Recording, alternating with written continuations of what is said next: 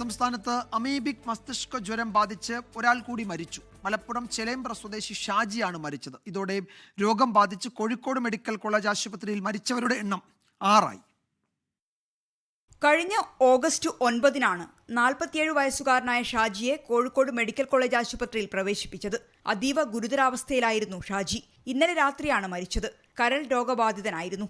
നേരത്തെയുണ്ടായ അപകടത്തിൽ തലയ്ക്ക് പരുക്കേറ്റിരുന്നു. ഇതുവഴിയാകാം രോഗബാധയെന്നാണ് സംശയം. ഇന്നലെ 2 പേർക്ക് കൂടി രോഗം സ്ഥിരീകരിച്ചിരുന്നു.